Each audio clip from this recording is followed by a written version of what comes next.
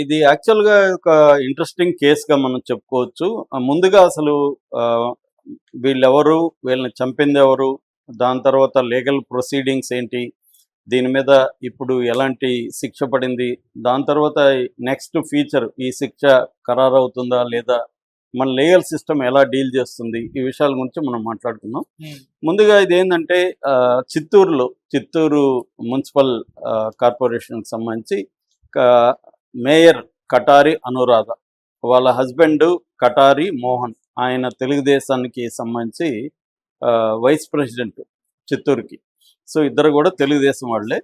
So, వీళ్ళు 2015 November 17 ఆ రోజు మార్నింగ్ 11:45కి అనురాధ తన ఆఫీస్‌లో ఉంది.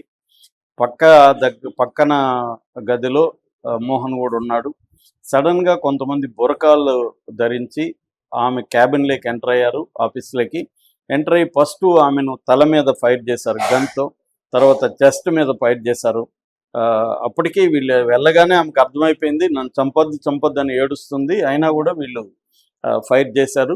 అక్కడి నుంచి పక్కకొస్తే ఆ గోలలో అరుపులు, కేకలు వీళ్ళని ఆపడానికి వేలూరి సతీష్ అనే ఒక అతను గట్టిగా అక్కడ ట్రై చేశాడు. అతనికి కూడా గాయాలైన అతన్ని కూడా కత్తులతో పొడిచి వీళ్ళు పక్కకెళ్ళారు. పక్కన మోహన్ ఉన్నాడు వీళ్ళ హస్బెండ్.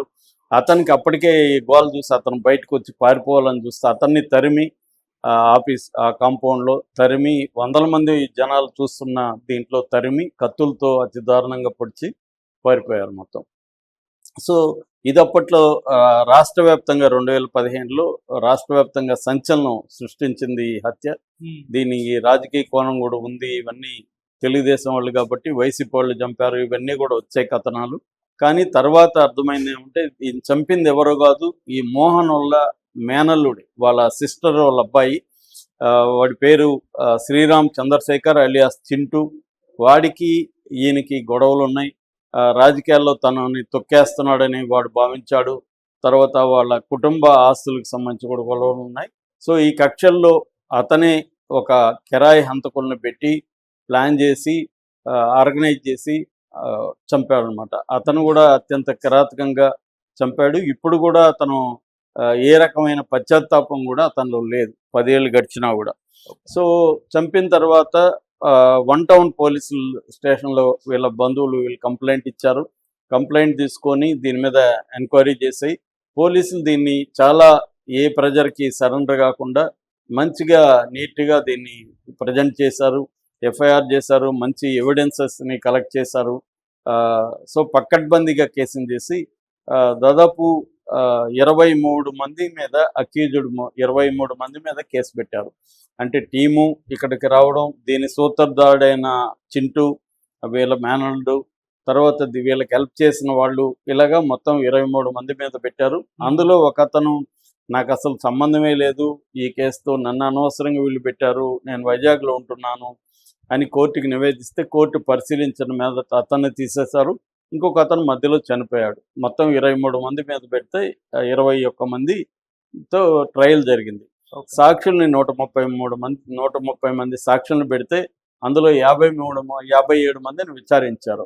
సో, ఛార్జ్‌షీటు 2016 ఫిబ్రవరి 18న ఛార్జ్‌షీట్ వేశారు. అంటే దాదాపు నవంబర్ అంటే చాలా స్పీడ్‌గానే 3, 4 మంత్స్‌లోనే వేసేసినట్టుగా మనకు అర్థమవుతుంది ఛార్జ్‌షీట్ కూడా. అంటే పోలీసులు చాలా బాగా పనిచేశారనడానికి ఈ కేసు ఒక ఉదాహరణ. అయితే 10 ఏళ్లుగా ఈ కేసు నడుస్తుంది. అంటే కోర్టుల్లో మనకి పోలీసులు గట్టిగా పనిచేసి, స్పీడ్‌గా పనిచేసినా కూడా లీగల్‌గా ఎట్లా ఉంటదనే దానికి కూడా ఈ కేసు ఒక ఎగ్జాంపుల్. అప్పటినుంచి డ్రాగ్ ఆన్ అనేక వాయిదాలు దాదాపు 150 సార్లు ఎంతో వాయిదాలు పడింది ఈ కేసు. వాళ్ళు రాలేదని, వీళ్ళు లేదని, లాయర్ లేదని ఇలాగ వాయిదాలు పడుకుంటూ వచ్చి 10 ఏళ్ల తర్వాత ఇప్పుడు ఒక చారిత్రాత్మక తీర్పు. చిత్తూరులోనే ఇప్పటివరకు ఇలాంటి తీర్పు ఇవ్వలేదని చెప్తున్నారు. వచ్చి అడిషనల్ సెషన్స్ జడ్జి అంటారు.